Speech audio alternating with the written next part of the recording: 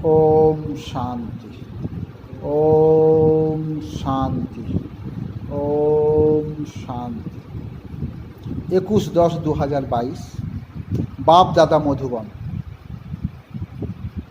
बाप दादा कहते हैं, मीठे बच्चे, इस समय स्वयं भगवान तुम्हारे सामने हाजिर नाजिर है। वह बहिष्ठ की सौगात लेकर आया है, इसलिए अपार खुशी में रहो। बाबा ने कहा कि खुशी खुशी में रहो, अपार खुशी। मन में दुख की बात नहीं होना चाहिए, क्योंकि स्वयं भगवान तुम्हारे सामने हाजिर नाजिर है। खुद आकर हम लोग को पढ़ाते हैं, कितना प्यार से पढ़ाते हैं। बाबा ने क्या लेकर आए हैं हाथ में? बहिष्ठ। कृष्ण के हाथ में जो लाडू दिखाते हैं ना, उसको क्या बोलते हैं? संदेश। संदेश माना सुंदर देश। बहिष्ठ, बहिष्ठ की सौगात लेकर आया। जैसे किसी का पिता बहुत दूर देश में, बहुत दूर राज्यों में काम करने के लिए गए, लेकिन जब बाड़ी फिरते हैं तब कुछ ना कुछ गिफ्ट लेकर आते हैं ना। तो बाबा 5000 साल बाद आए हैं, तो बच्चे के लिए कि साधारण गिफ्ट लेकर आएंगे क्या? कौन सा गिफ्ट लेकर आएंगे? जन्म जन्मांतर का भाग्य का गिफ्ट लेकर आए। इसीलिए बाबा ने कहा, बच्चे अपार खुशी में रहो। इस कलियुग के संसार में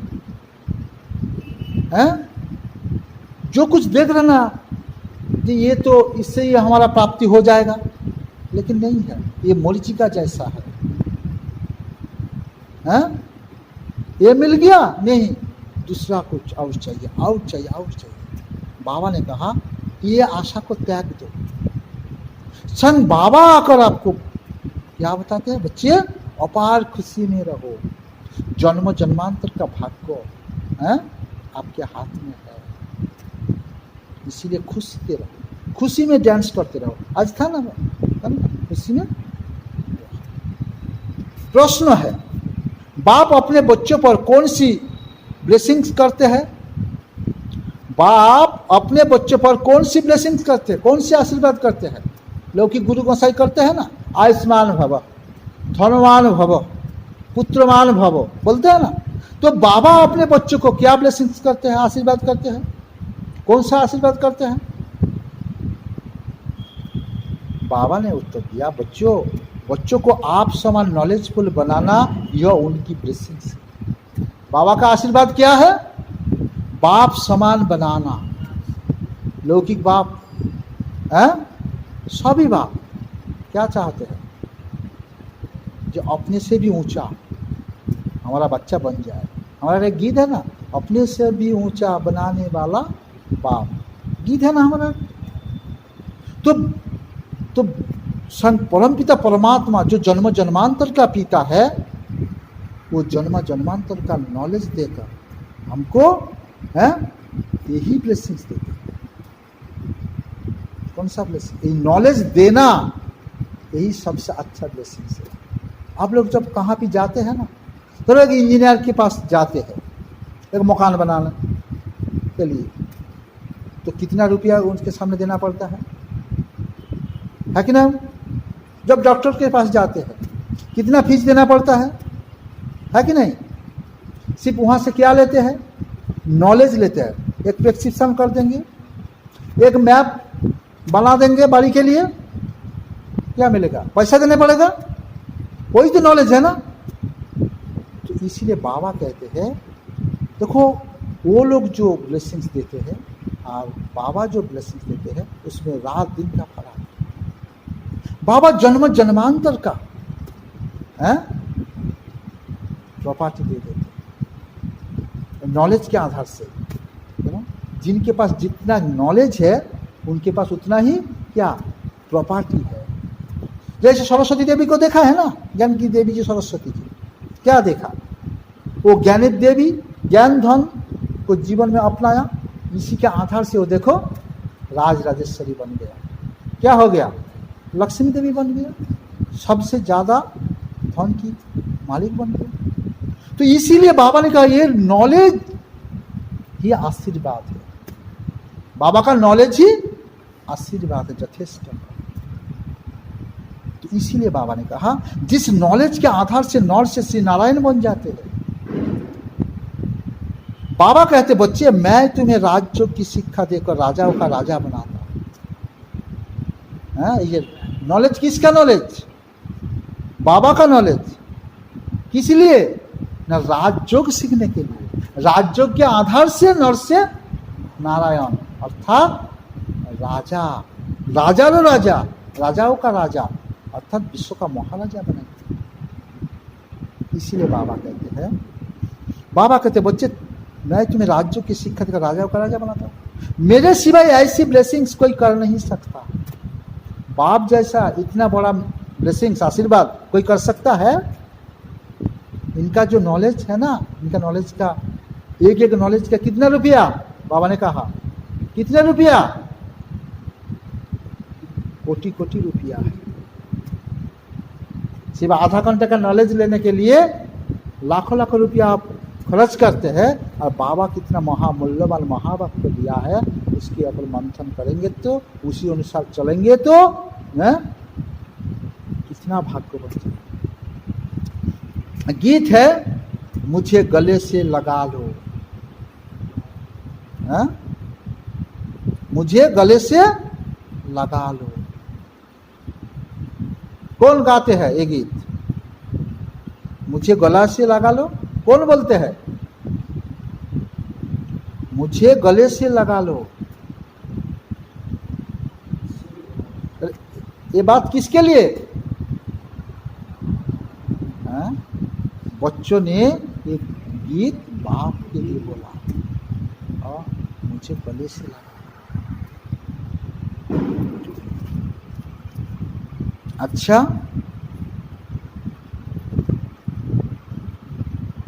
धारणा के लिए मुख्य सार, एक नंबर, सच्चे साहेब को राजी करने के लिए बहुत बहुत सच्चा दिल रखनी है, कोई भी विघ्न नहीं डालना है।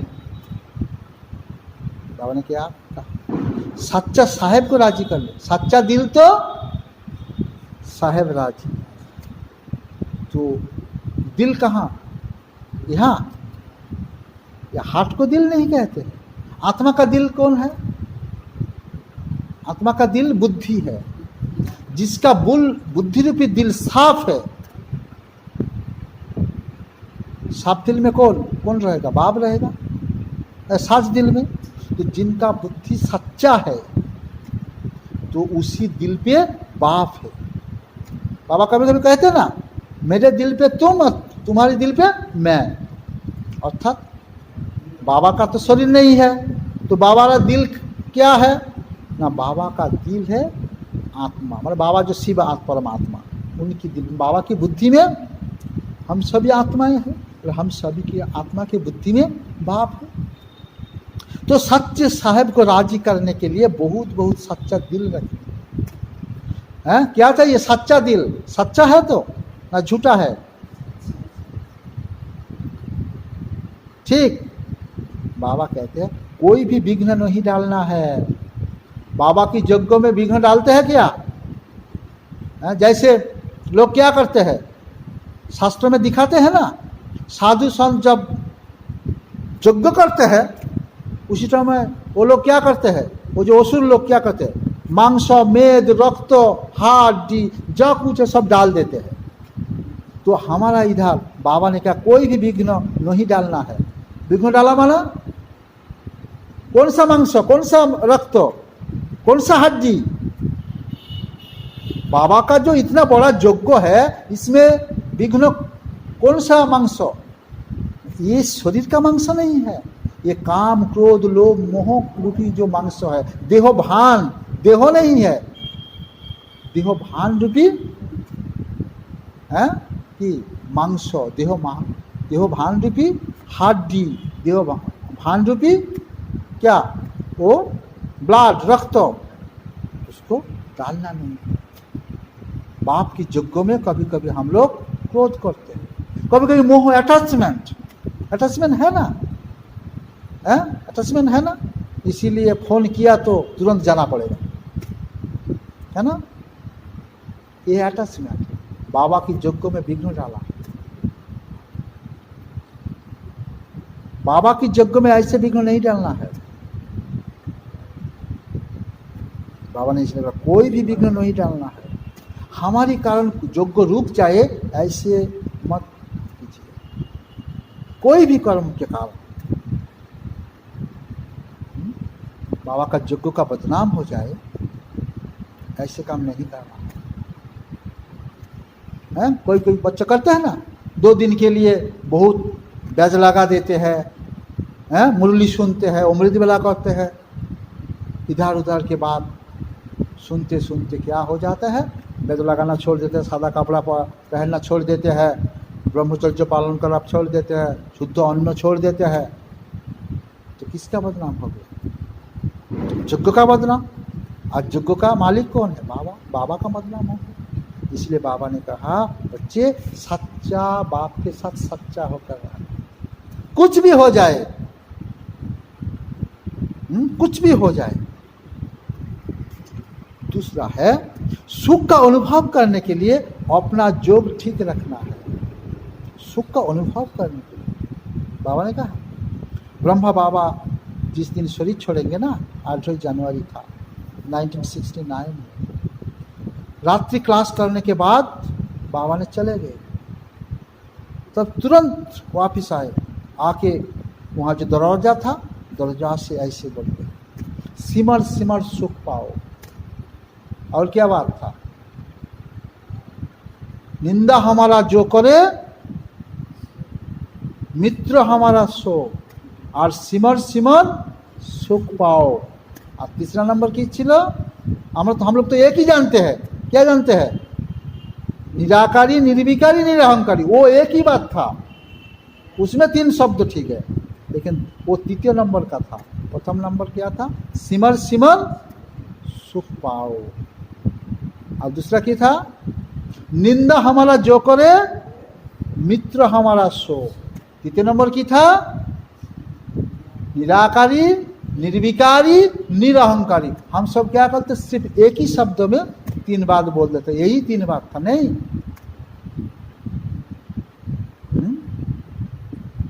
जगदीश भाई की किताब में ऐसे बात लिखा हुआ है स्पष्ट रूप से, यही 3 महावाक्य था। तो इसीलिए बाबा का सुख का अनुभव करने के लिए अपना जोग ठीक रखना है। जितना जितना बाप को सिमरन करेंगे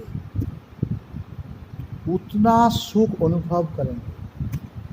सिमर सिमर वाला लौकिक में जैसे याद करते ऐसे याद नहीं है। बाबा की जो ज्ञान है हर पल, हर कर्म में, प्रैक्टिकल में अनुभव करना, उसको ही बोलते हैं सिमर सिमर सुख पाओ। हर पल हर कलम में बाप को अनुभव करना। बाप आपके सामने हाजिर नाजिर है, यही है सिमर सिमर सुख पाओ। सदर्शन चक्र फिराते विकर्म को भस्म करना है। सदर्शन चक्र फिराते विकर्म का भस्म। जितना जितना खुद के लिए सोचते रहेंगे तो मैं कौन, मैं कौन, दादी जान की बोलते हैं मैं कौन, मेरा कौन, मैं कौन न मैं आत्मा, मेरा कौन न एक बाप। तो लेकिन मैं कौन न मैं आत्मा। आत्मा के अंदर जाओ, सूक्ष्म सूक्ष्म रूप में ढूंढते रहो। ये हमारे अंदर क्रोध है, झूठ बोलने की स्वभाव है, ईर्षा है, घृणा है, लोभ है, अहंकार है, ये है विकार, यही है शिशुपाल। जिसको शिशु की समय पालना देते रहते, इसका गला काटना है। इसलिए बोला खुद सुख का अनुभव करने के लिए अपना जोग ठीक रखना। सदर्शन चक्र फिराते विकर्म का भस्म करना है। यही है विकर्म कराने वाला कौन? यही हमारा विकार है। विकार के वशीभूत होकर जो कर्म करेंगे वही विकर्म होंगे। इसलिए सदर्शन माना आत्मदर्शन करके उस विकार का गला को काटना, यही है चक्र फिराना, यही है सदर्शन चक्र फिराना। इसीलिए नारायण के हाथ में हर टाइम कौन सा है? चक्र है। क्या है? चक्र है। दान पास से हाथ में, न बाम पास से हाथ में, कौन हाथ में? नारायण कौन हाथ? चक्र। दान पास से दान हाथे, अर्थात क्या? जे राइटियास अधिकार अर्जन करने के लिए चक्र को जरूर फिराना। दान हाथ में क्या शुभ कार्य करते हैं ना, तो चक्र चलाना, अर्थात राइटियास कर्म, अधिकार संपन्न कर्म करने के लिए, अधिकार प्राप्त करने के लिए ये चक्र को फिराना। वरदान है, वरदान न्यारी अवस्था में स्थित रह हर कार्य करने वाले सर्व के व परमात्म प्यार के अधिकारी हो। न्यारी अवस्था में स्थित मानो जितना जितना न्यारा उतना उतना कितना बाप का प्यारा बन सकते। इसलिए न्यारी अवस्था में स्थित रहो।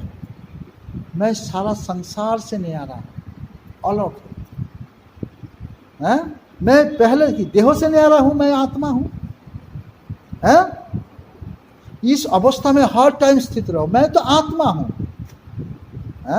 आज जो आपका जो नाती जो आपको फोन में बुलाया ना, किसके लिए? ये शरीर पे मोड़ा को खींच रहे हैं, ये शरीर आ जाओ अभी।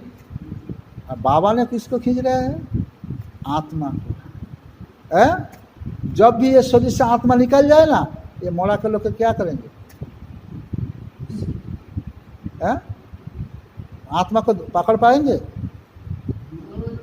तो फिर किसके ऊपर अधिकार रखा है? ये बॉडी के ऊपर, मोड़ा के ऊपर है। आपके साथ कैसे बात करते हैं? आप बुढ़ा हो गया, इतना काम कैसे कर रहे हो, बोलते हैं ना, बोलते हैं ना। इसीलिए आप लोग कैसे वो शरीर को देखते हैं, और बाबा किसको देखते हैं? आत्मा को देखते हैं। ये सब शरीर को नहीं देखते। इसलिए बोलते न्यारी बनो। तो न्यारी बन के कार्य करो। जब भी कर्म करेंगे सारा शरीर से न्यारी होकर, मैं आत्मा हर कर्म, खाना खा रहा हूँ, बात कर रहा हूँ, सोते जा रहा हूँ, साफ सुथरा हो रहा हूँ बाथरूम में, ऐसे हर टाइम समझते रहो, फीलिंग्स में आते रहो। इसको बोलते न्यारी अवस्था। तो तब परमात्म प्यार का अनुभव करेंगे, परमात्म प्यार का अधिकारी बनेंगे। जैसे बाप सबसे न्यारा और सबका प्यारा। जैसे देखो शिव बाबा 5000 साल सभी आत्मा से न्यारा है कि ना? इसीलिए तो सभी लोग परमात्मा को की बुलाते हैं, प्यारा समझते हैं। तो इस संसार से, देहों से जितना जितना आप न्यारा होते जाएंगे, उतना उतना देहों का भी कल्याण और सभी का भी कल्याण। सभी लोग उतनी नजर से, प्यारा की नजर से आपको देखेंगे। इसीलिए बाबा ने कहा बाप जैसा बनो। कौन बाप? शिव बाबा। ब्रह्मा बाप समान हो गया, ब्रह्मा बाबा शिव बाबा समान हो गया। हम सभी ने ब्रह्मा बाप समान न्यारे और प्यारी, अर्थात फरिश्ता स्वरूप बन जाएंगे। इसलिए बाबा का न्यारापन ही प्यारा बना देता है। न्यारापन अलग, उतना उतना प्यारा हो जाएगा। जितना अपने देहों के भान से न्यारा होते जाएंगे, उतना प्यारा बना। कौन सा भान? देहो भान। देहो भान से न्यारा होते जाओ। मैं देहो नहीं, मैं आत्मा हूं, पहला भान। देहो भान से क्या आता है? देहो भान के बाद क्या आता है ना? सोल कॉन्शस, आत्मिक स्थिति आती है। इसीलिए बाबा ने कहा देहो भान से न्यारा हो गया। बीच बीच में प्रैक्टिस करो, देहों में प्रवेश होकर कर्म किया और अभी अभी न्यारे हो गए। जैसे कर्म जगत में कर्म कर ले जाते हैं, कर्म शेष, उसके बाद क्या करते हो, घर में आकर के रेस्ट करते हैं। ऐसे ही कुछ भी कर्म करते करते, तो रान्ना करने के लिए गए, रसोई घर में रान्ना करने के लिए गए, 2 घंटा के काम है, तो 2 घंटा काम करते करते बहुत क्या फील करते हैं, जो हेजिटेट फील करते हैं, तो उसी टाइम फटाफट देह से अलग होकर बाबा को स्मरण करते करते 2 मिनट 3 मिनट बैठ जाओ प्यार से, फिर वापिस आओ, आकर फिर रान्ना के काम करो। तो बाबा ने इसमें कहा कि ऐसे न्यारी अवस्था में स्थित रहने से कर्म भी अच्छा होगा और बाप के या स्वर्ग के प्यारे भी बनेंगे, कर्म भी अच्छा होगा। एंजाइटी फील करते करते अगर रान्ना बन्ना करो तो उसका वाइब्रेशन की रान्ना में प्रवेश कर जाएगा, खाद्य के अंदर, वो खाद्य जो खाएगा उसके अंदर भी ऐसा ही बन जाएगा, हैं? वो जो वाइब्रेशन, किसी के ऊपर क्रोध आ जाता है तो आने के बाद आप रान्ना कर रहे हो, तो क्रोध का संस्कार रान्ना के अंदर मिठा हुआ है, वो खाना जो खाएगा या जिसको खिलाएंगे उसके अंदर ही वो क्रोध ही आएगा। इसीलिए क्रोध मत करो।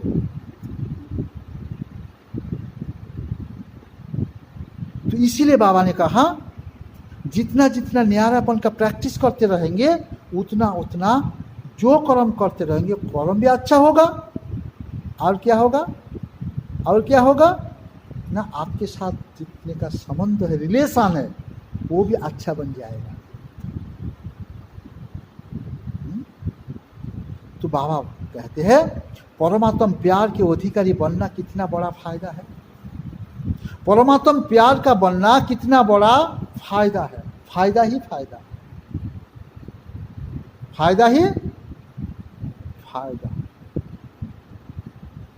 जहां कायदा है वहां क्या है, फायदा है। कायदा मतलब विधि। बाबा ने क्या कायदा दिया, विधि दिया, जो हर कर्मों में प्रैक्टिस करते रहो, मैं देह से न्यारा एक चैतन्य स्वरूप आत्मा हूं।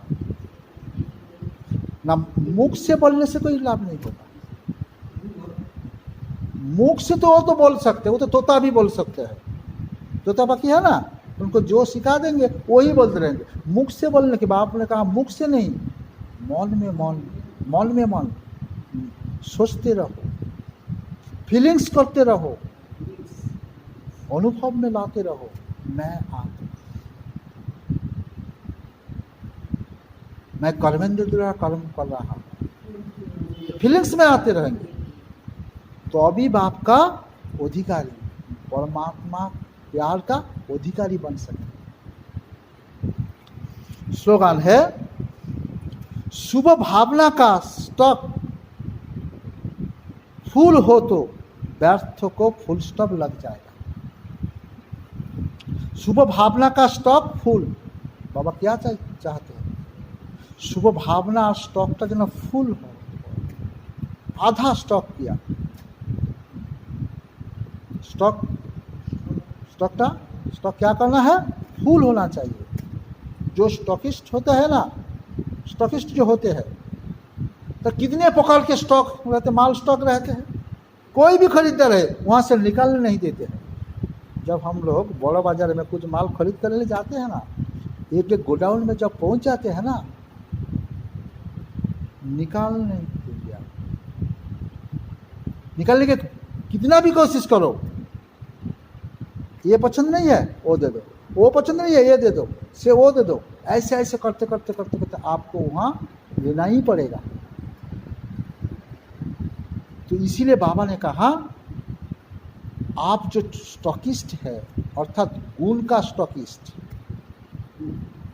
जितने प्रकार के गुण है, बाबा का कितने प्रकार के गुण है, देवताओं के लिए कितने प्रकार के गुण है, महिमा है, वो गुण का स्टॉकिस्ट बनो, माने फुल स्टॉक करो, पूरा जमा कर लो, ताहले उसमें व्यर्थ आने का चांस नहीं है। एक कलसी में अगर आधा कलसी पानी रखो और दूसरा और आधा क्या बनेगा, और तो क्या बन के रहेंगे? खाली तो नहीं रहेंगे ना, क्या रहेंगे?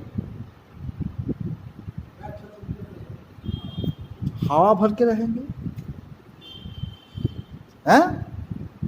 तो ठीक ऐसे ही आधा गुण है तो आधा व्यर्थ चिंता है। तो इसीलिए बाबा ने कहा फुल स्टॉकिस्ट बनो, तो अभी फुल स्टॉप लग जाएंगे। फुल स्टॉप माना क्या? बीती सो बीती, जो कुछ हुआ वो हुआ, बुद्धि तक नहीं आएगा। व्यर्थ चिंता ही तो बुद्धि को डिस्टर्ब करते हैं ना। इसीलिए शुभ भावना का स्टॉक, सभी को शुभ भावना का देते रहो। और देने से ही किया लेना होता है, जितने सभी को देते रहेंगे पहले সেই জন্য स्टॉक जमा करने का एक तरीका है, देते रहो और व्यर्थ भी नहीं आएगा। तो स्लोगन मालूम है, ठीक है ना? अच्छा, ओम शांति, ओम शांति, ओम